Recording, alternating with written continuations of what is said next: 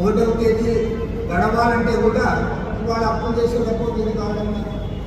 ఇవాళ చివరికి పత్రికల్లో కార్టూన్ వేస్తూ ఉన్నారు.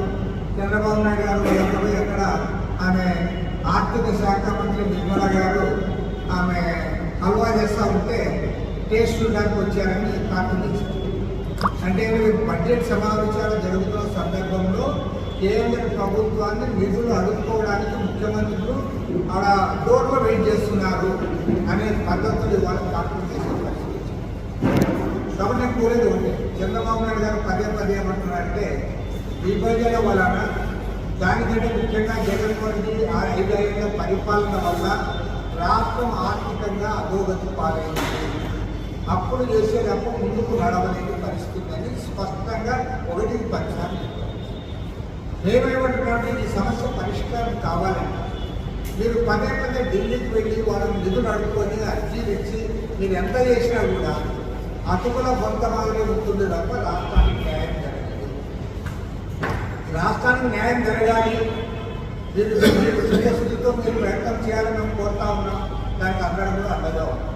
కాబట్టి వాళ్ళ రాష్ట్రం ఈ ఆర్థిక అధోగతి నుంచి బయటపడాలంటే, ఈ రాష్ట్రం అభివృద్ధి పథకంలో ముందుకు సాగాలంటే ఖచ్చితంగా మేము స్పష్టంగా ప్రభుత్వాన్ని కోరుతా ఉన్నాం, ముఖ్యమంత్రి గారికి విజ్ఞప్తి చేస్తూ ఉన్నాం. కూడా రాష్ట్రానికి ప్రత్యేక హోదా కోసము కేంద్ర ప్రభుత్వం పైన ఒత్తిడి పెంచాలని కోరుతాం.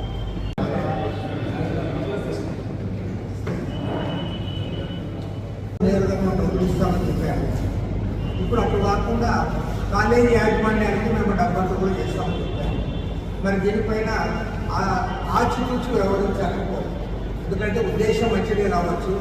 చాలా చోట్ల విద్యార్థుల తల్లిదండ్రుల పేరుతో డబ్బులు ఇవ్వడము, వారు అక్రమంగా కాలేజీలు చెల్లించలేకపోవడము, మరికొన్ని సందర్భాల్లో ప్రభుత్వం ఇవ్వాల్సిన టైంలో ఇవ్వనందు వల్ల కూడా యాజమాన్యాలు విద్యార్థులు ఇబ్బంది పడతారు.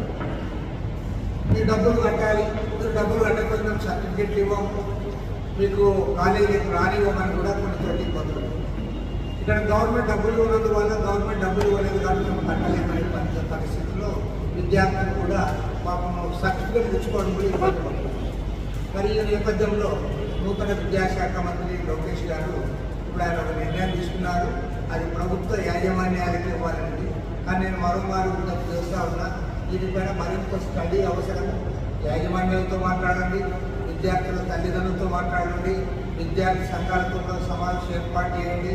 అందరూ అదేవిధంగా ఇవాళ రాష్ట్ర వ్యాప్తంగా ఇవాళ ఆర్థిక నిపుణులు ఎవరైతే ఉన్నారో వాళ్ళతో కూడా చర్చించి ప్రాక్టికల్గా దీనిపైన ఒక నిర్ణయం తీసుకుంటే బాగుంటుంది. ఏదేమైనా మేము కోరేది ప్రభుత్వాన్ని ఒకటే, అదేమంటే లక్షలాది మంది విద్యార్థుల భవిష్యత్తు ఈ అంశం పైన ముడిపడి ఉంది కాబట్టి ఈ నేపథ్యంలో దాన్ని ఆచితూచి నిర్ణయం చేయాలని కూడా మేము విజ్ఞప్తి చేస్తాం.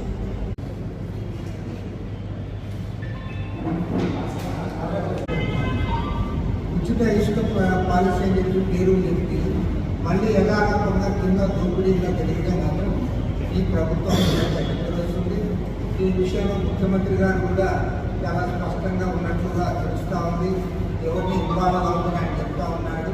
మరి ఆ చెప్పిన ఏమేమి ఇంప్లిమెంట్ అవుతాయో ఒకసారి ఆలోచించుకుంటాం. అండ్ దానికి లేటెస్ట్ ఎగ్జాంపుల్ ఇవాళ నేను ఒకే చెప్తాను.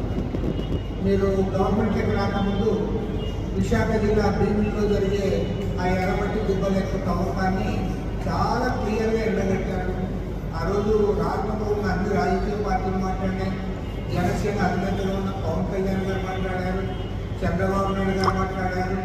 కానీ మీరు అధికారంలోకి వచ్చి 4 రోజులైనా స్వయంగా తవ్వకాలు జరుగుతూ ఉన్నాయంటే మరి అక్రమార్కులు మరి అన్ని పార్టీలకు డబ్బులు ఇచ్చి అన్ని పార్టీలతో సంబంధాలు ఏమైనా మెయింటైన్ చేస్తూ ఉన్నారా, లేక అధికారం లోపరుచుకొని అధికారుల ద్వారా ఇవన్నీ కూడా కొనసాగిస్తూ ఉన్నారా, దానిపైన కూడా వారు ఒకసారి ఆలోచించాలని కోరుతున్నారు. రైతులందరూ కూడా ఇబ్బందిగా ఉన్నటువంటి ల్యాండ్ టైటిలింగ్ యాక్ట్ని రద్దు చేయాలని చెప్పి క్యాబినెట్ నిర్ణయించడాన్ని మేము కూడా స్వాగతిస్తాం.